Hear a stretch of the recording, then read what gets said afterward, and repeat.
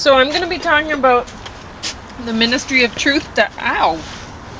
What was on my chair? Yep. Got to be a little apple or something. A biography of George Orwell's 1984 by Dorian Lynskey. And James, you can jump in at any point because... Okay, I'll try not to interrupt. I was reading some stuff about linguistics, and they say guys interrupt way more than women do. I think on average they do. But I know I interrupt, but I try to apologize or say, No, well, your interrupting has actually made me interrupt you more. Oh, is that this true? Is how I've been... Yeah, because it used to be, I'd just sit there and go, okay, well, I guess I won't be talking again for a half an hour. Okay. Because, I mean, you tend to talk. I can talk a lot, right? And so, a blue and a red. Finally, it's just, you learn ways to cope. And I am not the kind of woman that will submit. No, you're not. I'm passive, I'm not submissive. Yeah, exactly. So I will find a way. So if it's going to teach you, I started interrupting you, and then it works itself out. Mm. So I don't know. Well, usually on these sorts of shows, you typically are talking to me because it's your show. It's my thing.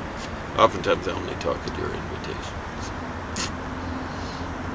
Anyway, you want to you want me to go on? Yeah, exactly right. See, I'm not No, I don't care today. I'm not feeling good. My back hurts, and I have a hard time concentrating. So, honestly, I probably didn't do a great job talking or writing notes about this book, because yesterday's notes would be a lot more complete than today's.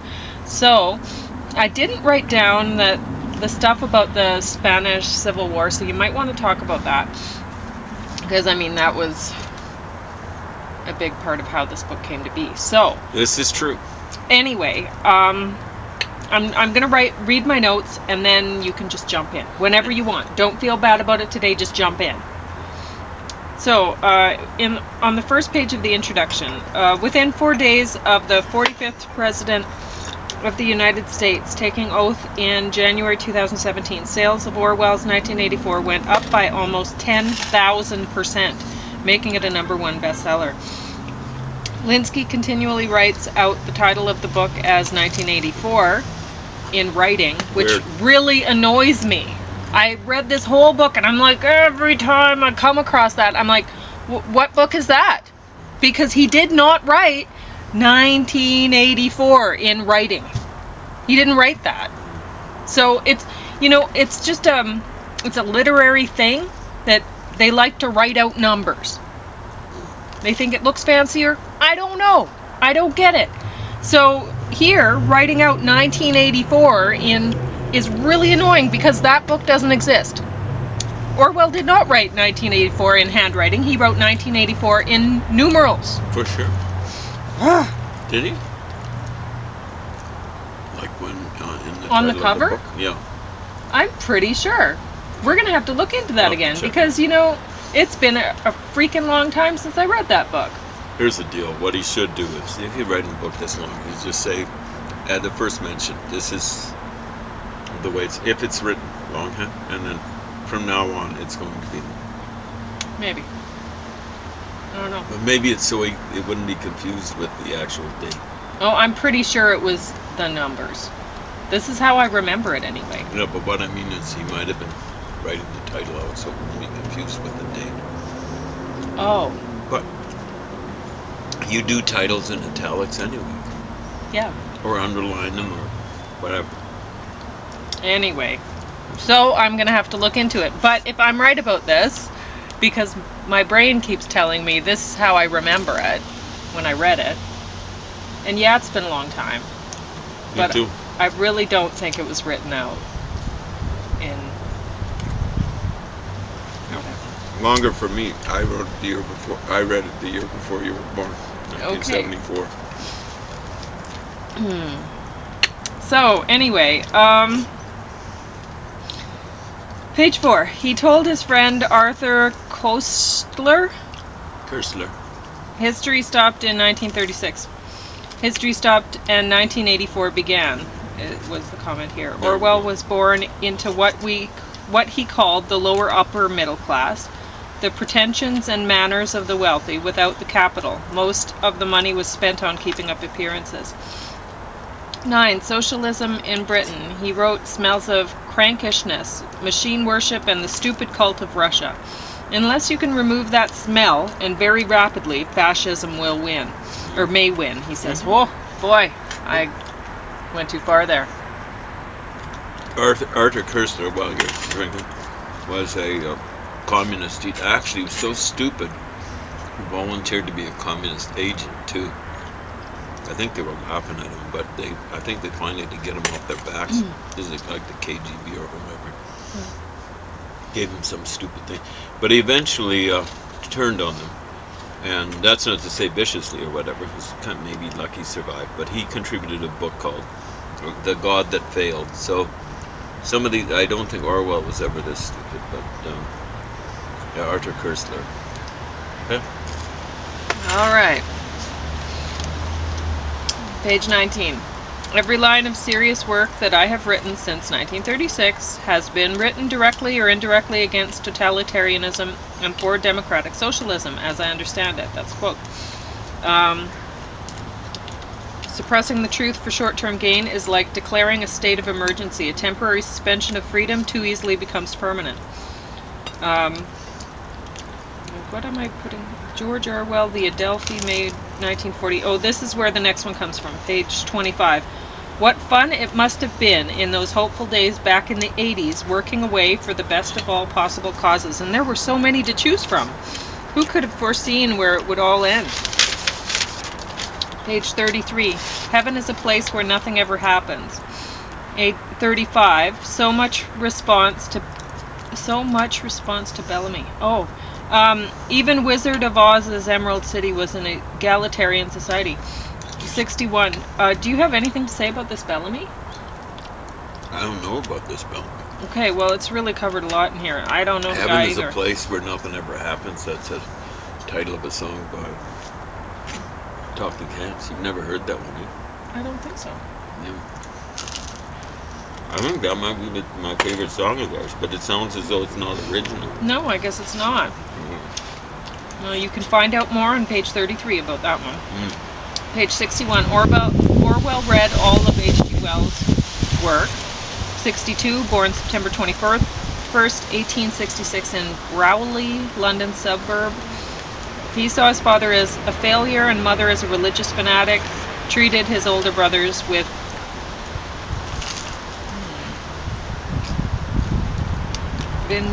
vindictive resentment and clamorous aggression. I figured he So this would wasn't oldest brother, right? H.G. Wells? Oh, H.G. Wells. Okay. As a boy, he fantasizes about mighty battles in the fields of Kent, in which he played the benign dictator who could wrench the masses back onto the right path with his unparalleled wisdom and strength. In 1934, he describes Hitler as nothing more than one of my 13-year-old reveries come real. So, well, at least he's being honest. yeah. So anyway, yeah, my dad raised me on lots of this stuff, and he didn't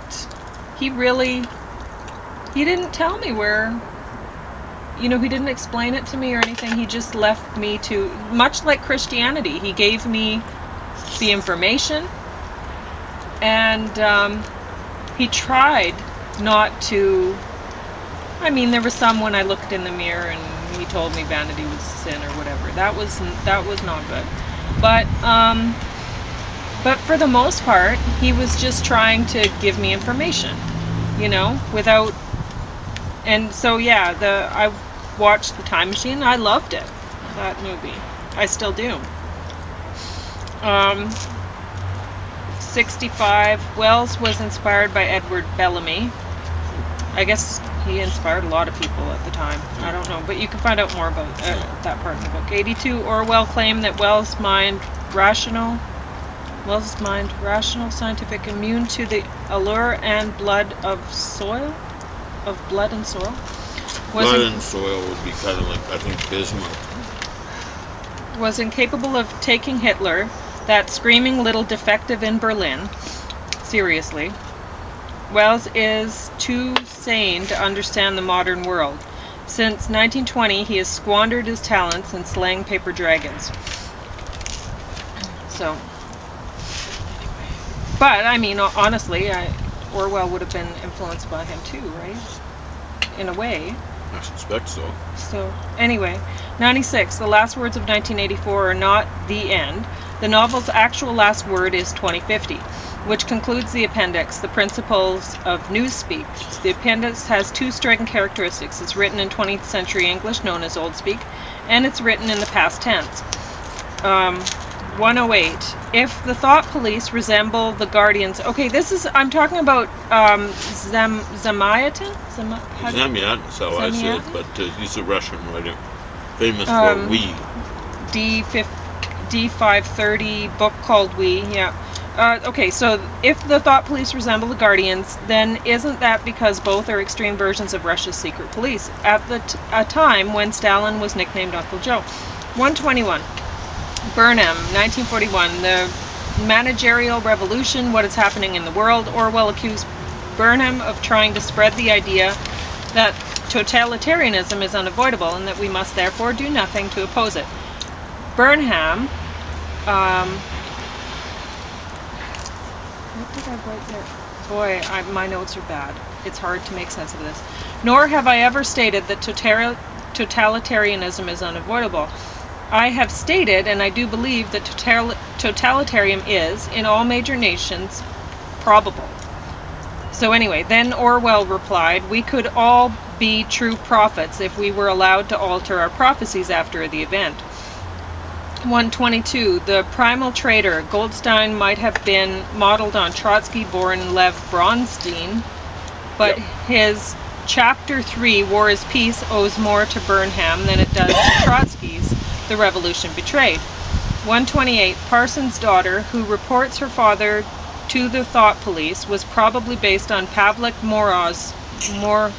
Morozov, the 13-year-old communist who was allegedly murdered by his family in 1932 for betraying his father to the secret police and subsequently canonized as a boy hero in the Soviet propaganda.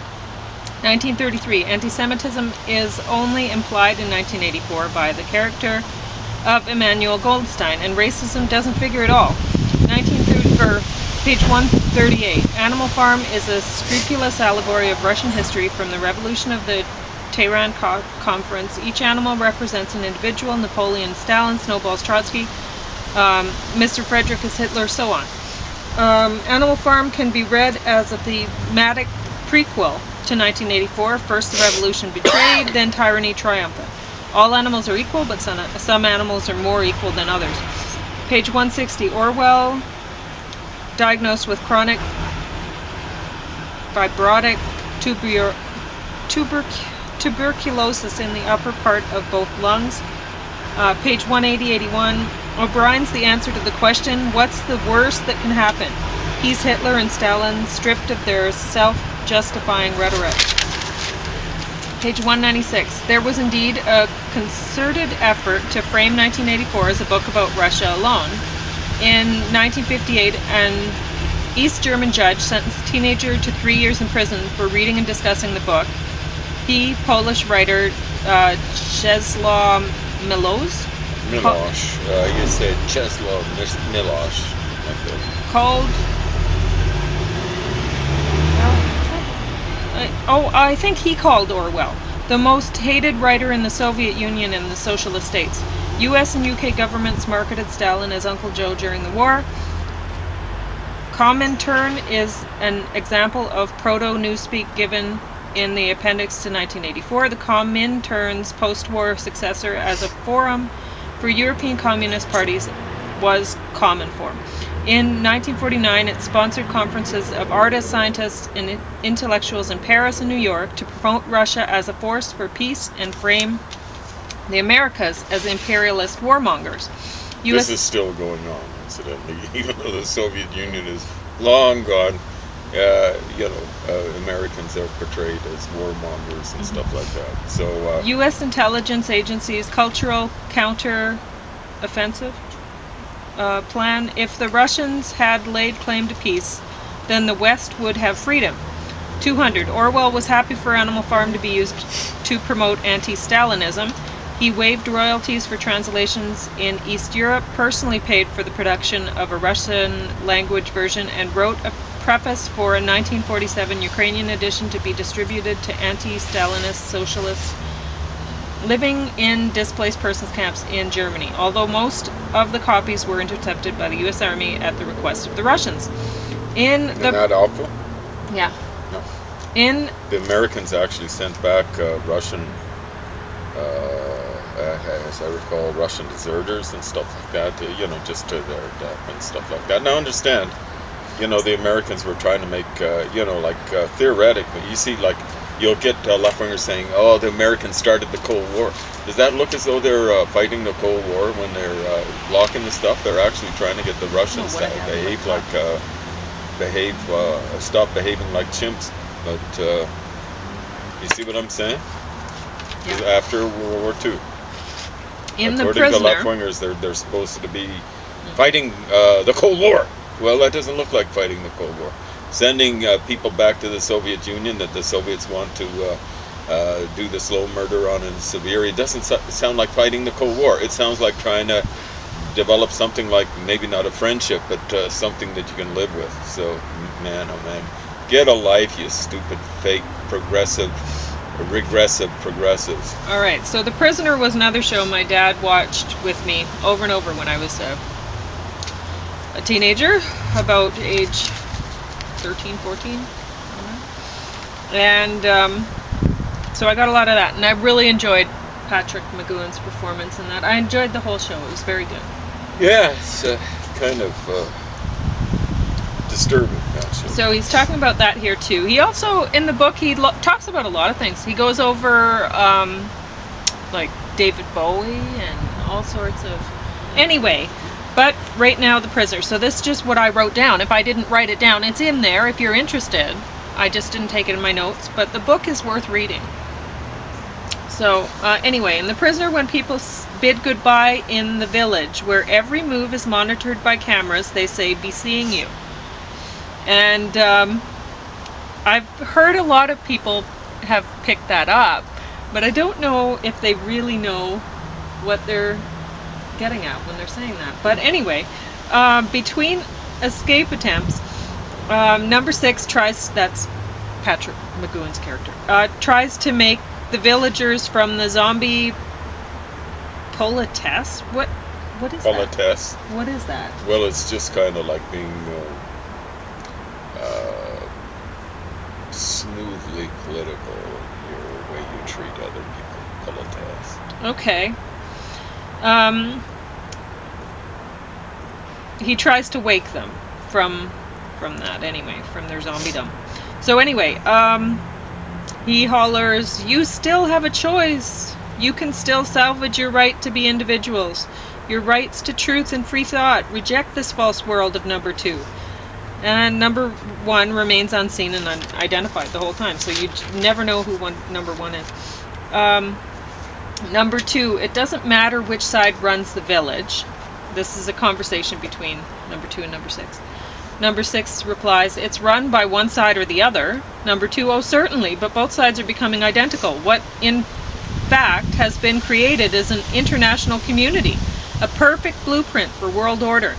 When the sides facing each other suddenly realize that they're looking into a mirror, they will see that this is the pattern for the future." Number 6, "The whole earth as the village?" Number 2, "That's my hope." 227, 1977 TV interview. Patrick McGowan said, "I think progress is the biggest enemy on earth, apart from oneself. I think we're going to take good care of this planet shortly." An audience member asked if the public would rise up and set things right. "No," said McGowan, "because we're run by the Pentagon, we're run by Madison Avenue, we're run by television, and as long as we accept those things and don't revolt, we'll have to go along with the stream and the eventual avalanche." 264. Trump's lawyer Rudy Giuliani, former mayor of New York, said truth isn't truth. In a speech in July 2018, Trump said, "What you're seeing and what you're reading is not what's happening." And that, then a line from 1984 went viral. "The party told you to reject the evidence of your eyes and ears. It was their final, most essential command." Anything to say? Oh, it's bizarre how these left-wingers, they go after 1984 when Trump gets elected. And 1984 is really about what they're doing on campus, shutting down free speech. Fucking assholes, you stupid moron. Sorry for cussing on screen there, but it has to be said. You see what I'm saying? Yeah. Oh, I It's know. like the guy I knew back in the 80s, self-proclaimed communist, who was declaring that 1984 was written about Margaret Thatcher's Britain. Oh man, that wasn't fun, but yeah, it has sense and nuance. Jesus H. God. It was written about the Soviet Union. You can apply it to other things. The weird thing is you could apply it to, let's say, to who was a big fan of Joseph Stalin. Hold on, put your seatbelts on, you regressive progressives out there, and put your crash helmet on. Oh, who was it? Saddam Hussein. 1984 can be applied to Saddam Hussein's regime. Okay, you can extend it that way. So he was a Nazi, but he also had a communist kind of organization. It could be applied to Gamal Abdel Nasser. Again, tighten up your safety belts out there, you hosers. All right, so that's it? Yeah. All right, I'll eat my soup then.